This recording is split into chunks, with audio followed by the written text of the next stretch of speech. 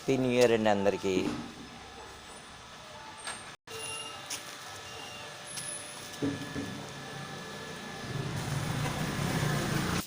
Morning new year విషయం చెప్దామని చెప్పి బయలుదేరానండి. నిన్న చాలా లేట్గా పడుకుంటారు కదా, రోడ్డు మీద కలుగులు లేరండి. ఎవరికి విషయం చెప్పాలా అని చూసుకుంటూ వస్తున్నాను. కొన్ని ముగ్గులు కనిపించాయి, చూపించాను. ఏదైనా చాలా హ్యాపీ న్యూ ఇయర్ అండి. మీ అందరికైతే నేను విషయం చెప్పొచ్చు కదా. చూసారండి, ఈ బజార్లో కానీ ఏ బజార్లో కానీ కాసేపు పడుకుంటే హాయిగా హ్యాపీ న్యూ ఇయర్ అండి. అందరికీ కూడా చాలా సక్సెస్ఫుల్ న్యూ ఇయర్ కావాలని చెప్పి మనస్ఫూర్తిగా కోరుకుంటున్నానండి. చూసారండి, కొన్ని వాకిల్లో చక్కటి ముగ్గులు. పాపం సునకరాజం మాత్రం మనందరికీ కాపలా కాస్తుందండి. గ్రేటే కదండి. చూసారండి, ఈ రోడ్లో కూడా ఎవరు లేరండి అసలు. ఇలా వెళ్ళిపోతున్నాను. ఇప్పుడు ఎంత టైము? మార్నింగ్ 7:30 అన్నట్టుంది.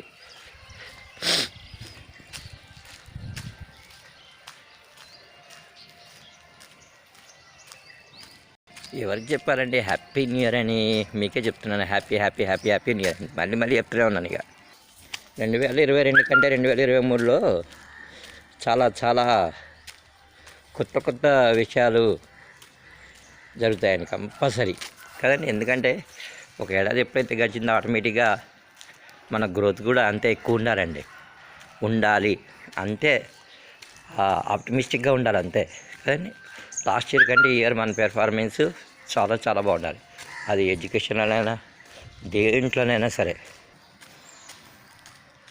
అప్పుడు new year, happy new year. ఎవరు లేరండి, ఎవరు చెప్తున్నాను నేను? నాకు అర్థం కావట్లేదు అసలు.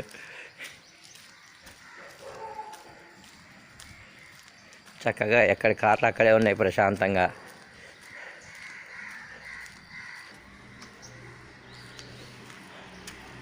ఇక కాసేపు అయిన తర్వాత వచ్చి మిత్రులందరికీ నూతన సంవత్సర శుభాకాంక్షలు అయితే కంపల్సరీ చెప్తానండి. నేనే తొందరపడి బయటకు వచ్చేటట్టున్నా. అమ్మ, కొత్త సంవత్సరం శుభాకాంక్షలు అమ్మ అందరికీ. కొత్త సంవత్సరం శుభాకాంక్షలు అమ్మ. చెప్పాలి కదమ్మా. జీవితం అనేది సాగిపోయి ఒక రోడ్ లాంటిదండి, అంతే. మనం మన గమ్యం చేరే వరకు మన ప్రయాణం అలా సాగిస్తూనే ఉంటాం. సంవత్సరాలు వస్తూ ఉంటాయి, పోతూ ఉంటాయండి. మళ్ళీ మాత్రం తప్పనిసరిగా ఒక చేంజ్ అనేది మాత్రం గ్యారంటీగా రావాలి. దాసు వచ్చినావా? Happy new year. ఎన్ని సంవత్సరాలు మారినా మనం ఇంతే దాసు.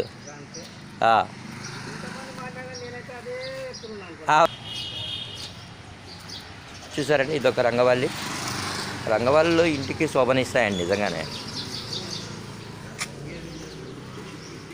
ఈరోజు పేపర్లో కొంచెం క్యాలెండర్ ఇస్తారు కదండి, అందుకే కొంచెం రష్ కూడా ఎక్కువ ఉంటుంది అన్నమాట.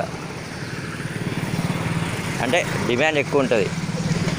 ఓ sir, happy new year sir.